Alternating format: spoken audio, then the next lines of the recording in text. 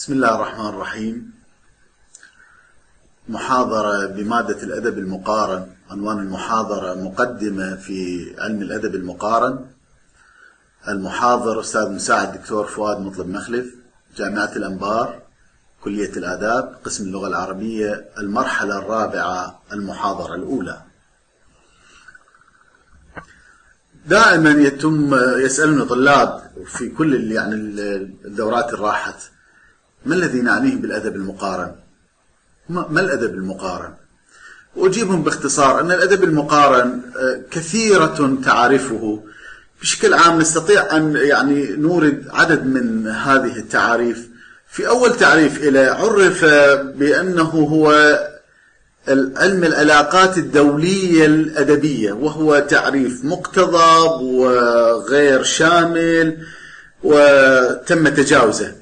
ولكن هناك بعض من هذه التعاريف المهمة، وهو مثلا فرع من فروع المعرفة يتناول المقارنة بين أدبين أو أكثر ينتمي كل منهما إلى أمة أو قومية غير الأمة أو القومية التي ينتمي إليها الأدب الآخر.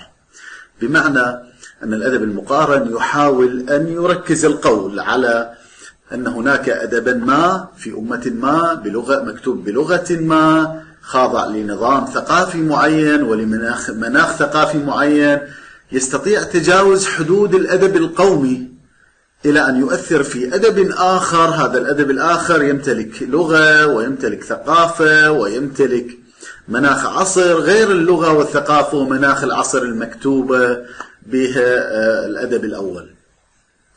تعريف آخر للأدب المقارن هو الأبحاث التي تتناول الوقائع المشتركة بين عدد من الآداب، كما يقول فانتيجم. فانتيجم هو واحد نعتبره هو رائد الأدب المقارن.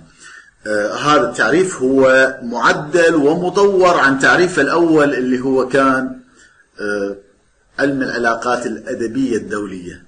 لا علم تفسير، تعريف غامض شوية للأدب، مقتضب، لا يتكلم كثيرا عن التفاصيل، لا يتكلم كثيرا عن قضية التأثير والتؤثر. بهذا التعريف تمت الإجابة على أسئلة من قبيل الوقائع المشتركة بين عدد من الآداب. طلعنا من كوننا أننا نتكلم عن أدبين معينين، أدب مؤثر وأدب متأثر. فتحنا المجال إلى أن تكون قضية الأدب المقارن ليست خاصة بأدبين فقط، وإنما ممكن أن تكون أبحاث مشتركة تشمل أكثر من أدب مكتوب بلغة وثقافة مختلفة. تعريف آخر هو دراسة الصلة بين أدبين أو أكثر. هذا تعريف المدرسة الفرنسية. التعريف الرسمي للمدرسة الفرنسية أحد أهم وأقدم المدارس الأدبية التي تناولت مفهوم الأدب المقارن ونظرت له على مستوى منتصف القرن التاسع عشر صعودا. وهناك تعريف آخر وهو دراسة الأدب خلف حدود بلد معين، ودراسة العلاقات بين الأدب من جهة ومناطق أخرى من المعرفة والاعتقاد من جهة أخرى. هذا تعريف المدرسة الفرنسية. هذا التعريف مغاير ومختلف ومتميز عن جميع التعريفات الأخرى التي تناولت مفهوم الأدب المقارن. لماذا؟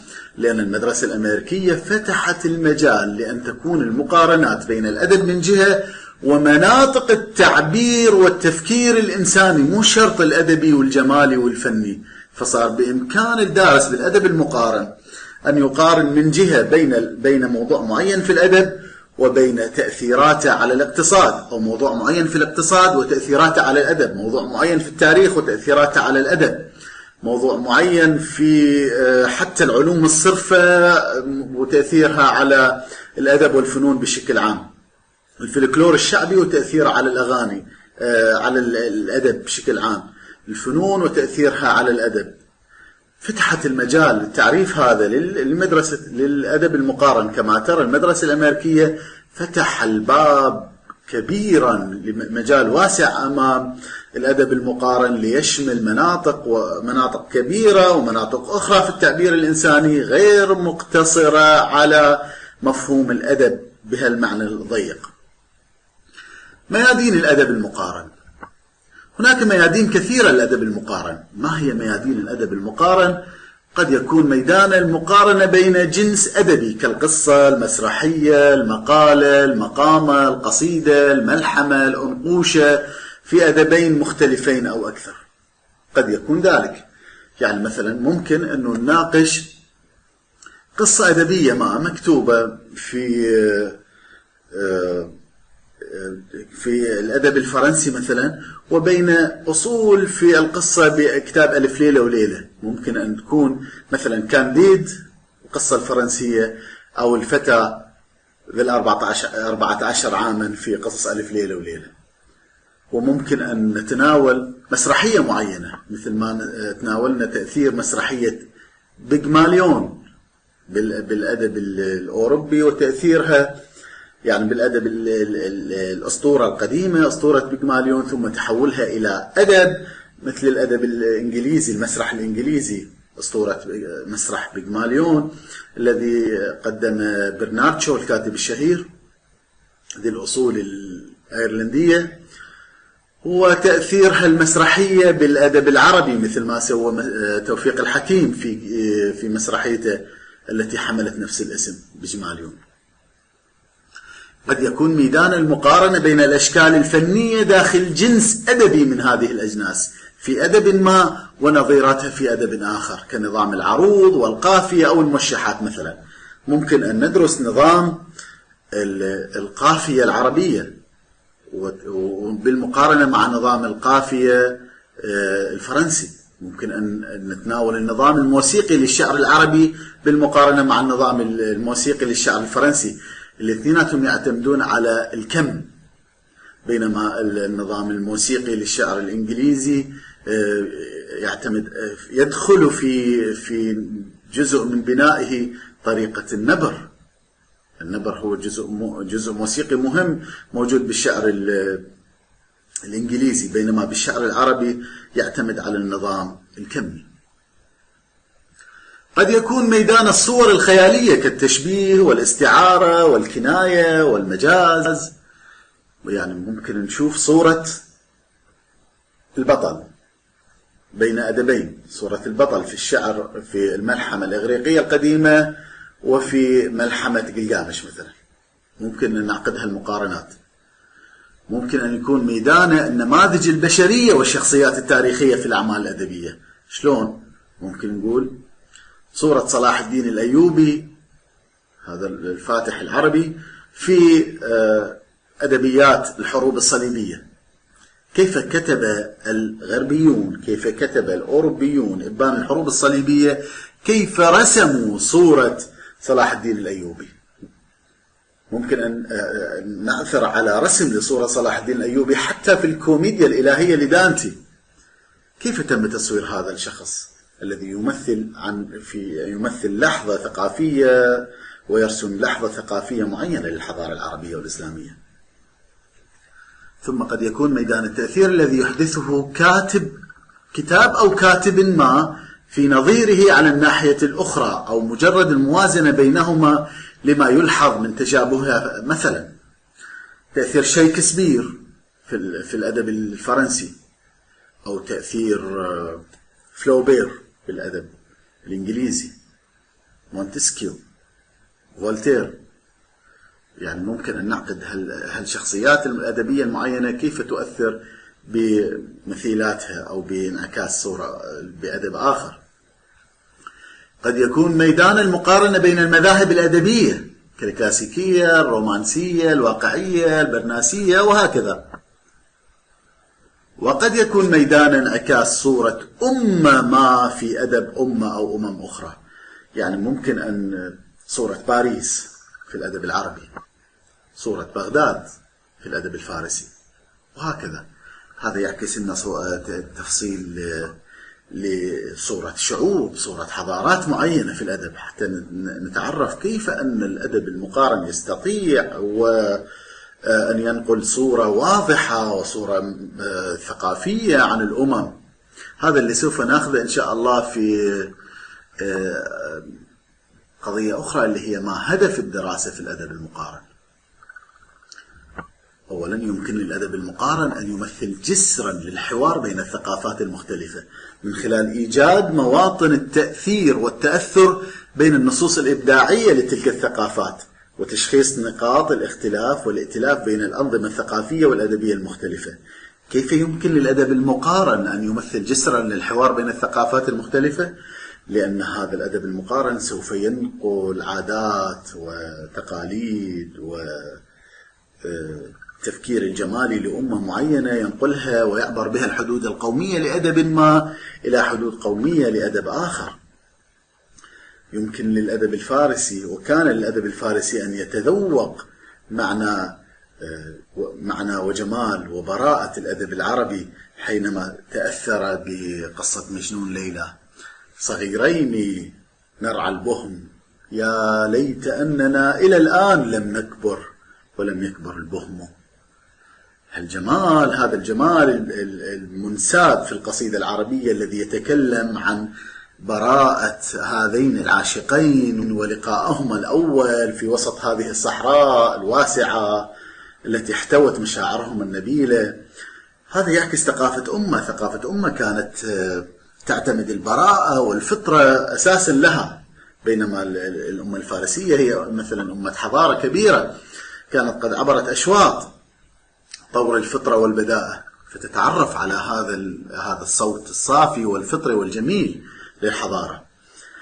التركيز على البعد الإنساني للأدب، وذلك من خلال إبراز التقارب بين الغايات القصوى التي ترمي إليه الآداب القومية المختلفة، وهذا ما دعا إليه الأديب والفيلسوف الألماني الكبير غوتيه حينما كان يحلم بأن يكون الأدب أدبا عالميا، لأن كان في تفكيره أن يكون الأدب يحمل غايات إنسانية، بحيث فكر في يوم ما أن يكون هناك ماستر بيس، يعني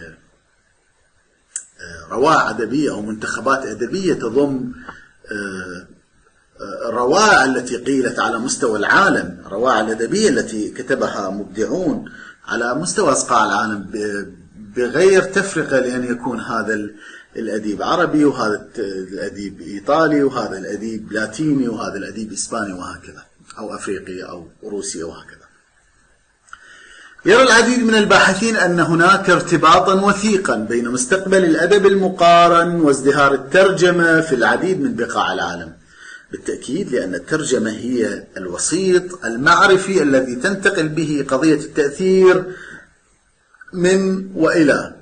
من حدود أدب قومي معين إلى حدود مخترقة، حدود أدب قومي آخر تستطيع التأثير فيه من خلال قضية مهمة، وهي الترجمة التي تلعب دور الوسيط الثقافي. ثم واحدة من الأهداف الرئيسية من أهداف علم الأدب المقارن هو ردم الهوة بين الثقافات المتباينة ورفع الغبن التاريخي الذي لحق ببعض الثقافات. كان هناك في بدايات علم الأدب المقارن وهم كبير أن ما يكتبه الغرب يستحق أن يطلق عليه لفظ أدب، وما عداه لا وجود للفظ أدب، لا وجود لعلم الأدب، لا وجود لهذا التفكير الجمالي. هذا الأدب المقارن، هذا العلم، هذا الزاوية من المعرفة اللي نسميها أدب مقارن، نجحت في ردم الهوة بين الثقافات المتباينة.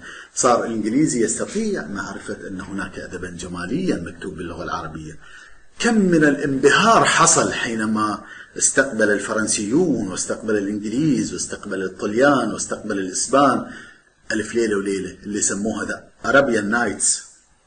كم من الجمال كان قد انساح على وعيهم الجمالي بحيث أثر فيهم وأنتجوا فيما بعد القصة وفيما بعد الرواية. لذلك هو هدف مهم من أهداف الأدب المقارن أنه نردم الهوة بين الثقافات المتباينة، ونعمل على أن نكون متحاورة لا متصارعة. في محور آخر ممكن أن نتطرق له هو الأسس التي تقوم عليها دراسة الأدب المقارن. هناك 5 أسس يمكن أن ينبني عليها فهمنا للأدب المقارن. أول أساس هو إقامة الدليل الداخلي internal evidence. ما معنى إقامة الدليل الداخلي؟ الأدب المقارن، وخصوصا بالمفهوم الفرنسي للأدب المقارن، يشترط على الباحث بالأدب المقارن أن يقيم الدليل التاريخي على وجود قضية التأثر بين أديبين أو بين أدبين مكتوبين بلغتين مختلفتين، فأن يكون أحدهما مؤثرا والآخر متأثرا. ما الدليل التاريخي؟ هذا الدليل التاريخي، هذا الدليل الداخلي. الدليل الداخلي هو عبارة عن صور معينة موجودة في هذه القصيدة وهي نفسها موجودة في القصيدة الأخرى، طريقة تعامل مع المجازات والاستعارات، طريقة بناء قصيدة، طريقة مثلا طريقة استيراد أسطورة معينة، مثل ما شفنا توفيق الحكيم كيف استورد أسطورة بيغماليون وكتب عنها مسرحية بيغماليون، وهو كان قد استورد هالأسطورة أصلا مو من التراث العربي، مو من التفكير الجمالي العربي. فهو هذا إقامة الدليل الداخلي.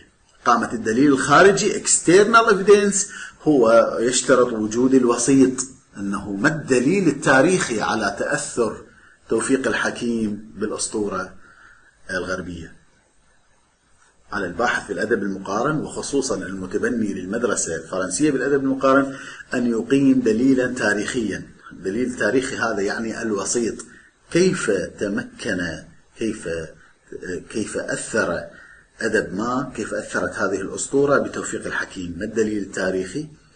أما أن يكون هذا الوسيط مجلة أو حوار في كتاب أو اعتراف صريح من قبل المؤلف، وقد بالتحديد يعني يحصل الباحث في الأدب المقارن في قضية تأثر توفيق الحكيم بمسرحية بيغماليون، يحصل على يعني اعتراف صريح من قبل توفيق الحكيم أنه قد تأثر بلوحة كان قد رآها في متحف اللوفر. هذه اللوحة كانت تجسد أسطورة بيغماليون، مما أدى إلى أن يذهب ويتعرف على الأسطورة من منابعها الغربية، ثم يتأثر جماليا ويكتب لنا أسطورة مسرحية بيغماليون. وضع الدليلين الداخلي والخارجي في السياق الدال، يعني القضية بالسياق إقامة الدليل الداخلي وإقامة الدليل الخارجي هي مو قضايا ميكانيكية، يعني هي قضايا يجب أن نجمعهم اثنينهم سوا.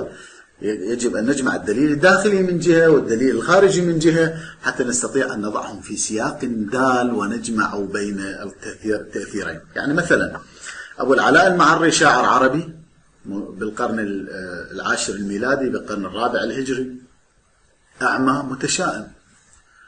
جون ميلتون شاعر إنجليزي أعمى متشائم. هل هذه تشابهات موجودة؟ ولكن هل هناك دليل تاريخي على تأثر جون ميلتون بأبو العلاء المعري، بأبي العلاء المعري؟ هذا ما على الباحث بالأدب المقارن أن يقيمه، وخصوصا إذا كان منتميا لمفهوم أو للمدرسة الفرنسية بالأدب المقارن.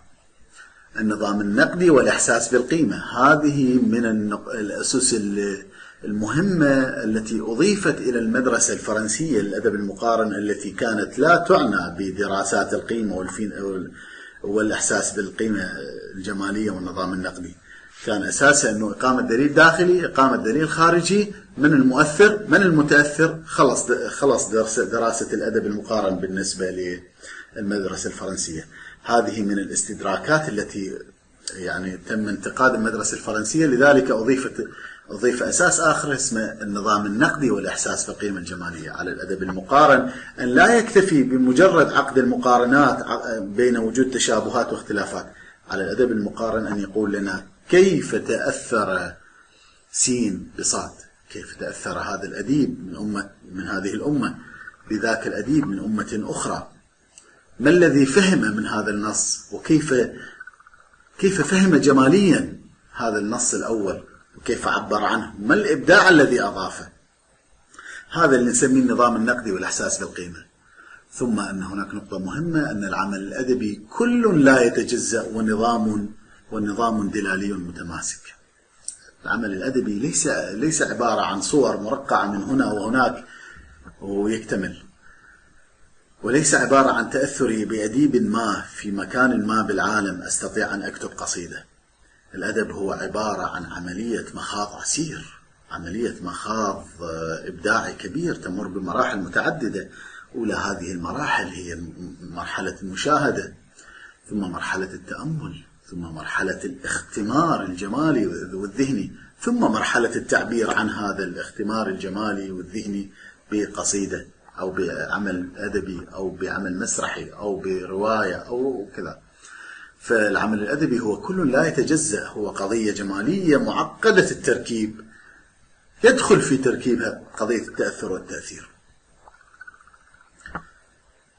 مدارس الأدب المقارن، تلاحظون أعزائي طلاب أنه من خلال كلامي بالساعات الدقائق القليلة الماضية أنني ذكرت مدرسة أمريكية ومدرسة فرنسية. ما الذي تعني هذه الأشياء؟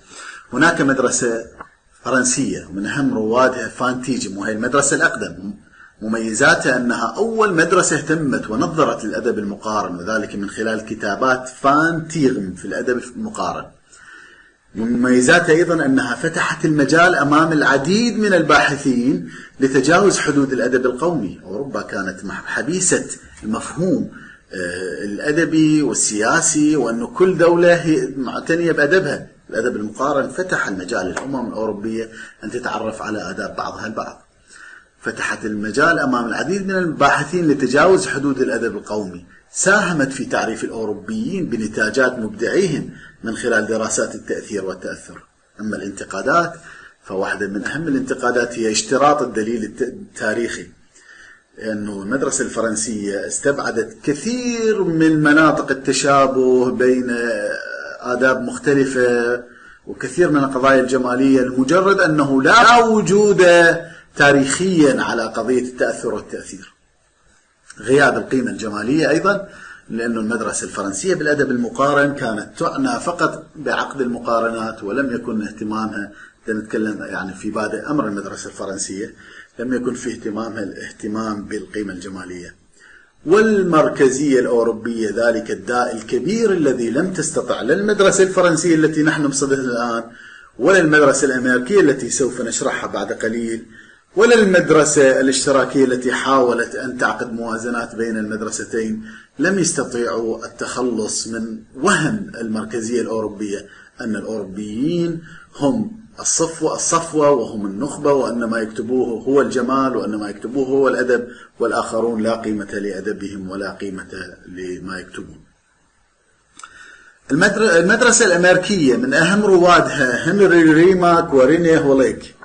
المميزات: إلغاء العمل بالدليل التاريخي. هاي أهم مكتسبات المدرسة الأمريكية بالأدب المقارن، أنها استطاعت أن تحجب قضية الدليل التاريخي وتكتفي بعقد المقارنات، تشابهات الاختلافات بين أدبين معينين، بين عملين فنيين معينين، وبغض النظر عن وجود تاريخ دليل تاريخي، بغض النظر عن وجود الوسيط. الانتباه إلى القيمة الجمالية أيضا كانت من مكتسبات المدرسة الفرنسية بالأدب المقارن، لأنها لم تكتفي فقط بمجرد عقد المقارنات، وإنما انتبهت إلى كيف تأثر هذا الأديب، ليس مجرد قضية تأثر، ما الذي فهم، ما الذي أضاف على هذا الفهم. فصار هناك انتباه للقيمة الجمالية. عدم الاعتراف بالحدود المصطنعة بين خطاب الأدب وبقية الخطابات الإنسانية، وهذه من النقاط الجريئة والمميزة للمدرسة المدرسة الأمريكية بالأدب المقارن، لأنها بهذه النقطة فتحت المجال أمام المدرسة الأمريكية بالأدب المقارن أن تقيم علاقات مقارنة بين الأدب من جهة وبقية مناطق التعبير الإنساني من جهة أخرى. لم يقتصر المقارنات على أدب بأدب، أدب بتاريخ، أدب بجغرافيا، أدب بكتب الرحلات، أدب بالسياسة، أدب بالاقتصاد، أدب إلى آخره. أما الانتقادات التي وجهت إلى المدرسة الأمريكية فهي البقاء ضمن وهم المركزية الأوروبية. لم تستطع المدرسة الأمريكية بالطبع أن تتجاوز كونها وريثة لهذه المركزية الأوروبية، ولم تستطع الانفتاح على بقية ما تكتبه الحضارات الأفريقية، الحضارات العربية، الحضارات الصينية، الآسيوية، وهكذا. عدم الاعتراف بالحدود المصطنعة أيضا بين الأدب وبقية المعارف الإنسانية أدى إلى أن تتغير طبيعة الدرس الأدبي المقارن. يعني قضية أنه أنا أدرس بين مقارنات بين الأدب من جهة وبين بقية مناطق التعبير الإنساني من جهة أخرى، ضيع ماهية وكينونة الأدب المقارن. صرنا ما ندرس أدب، صرنا ندرس مقارنات بين علوم مختلفة. هذه واحدة من الانتقادات. أما المدرسة الاشتراكية فمن أهم رواد هذه المدرسة الفيلسوف الجمالي إلكسندر ديما. مميزات هذه المدرسة حاولت أن تجمع الإيجابيات بين المدرستين السابقتين، دعت إلى ضرورة كسر وهم المركزية الأوروبية، تميزت بكثرة إقامة المؤتمرات ومن أهمها مؤتمر بورتو لسنة 1967. الانتقادات: على الرغم من محاولة المدرسة الاشتراكية كسر وهم المركزية الأوروبية، فقد بقيت حبيسة هذا الوهم نفسه بمجرد أن تم الاعتراف بالأدب الاشتراكي المتمثل بأدب أوروبا الشرقية وفي المقدمة روسيا بالتحديد. يعني أن المدرسة الاشتراكية رفعت صوتها لكي تكسر حاجز الوهم الأوروبي بمجرد أن تم الاعتراف بها بمؤتمر بورتو. أيضا استكانت ولم تدافع عن بقية الحضارات مثل الحضارة الأفريقية والحضارة الآسيوية وحقهم في أن يدرس أدبهم وفنونهم وجمالهم ضمن حقل الأدب المقارن. في هذه المقدمة عن الأدب المقارن أكون قد أكملت المحاضرة الأولى، على أمل الالتقاء بكم بالمحاضرة الثانية إن شاء الله. السلام عليكم ورحمة الله وبركاته.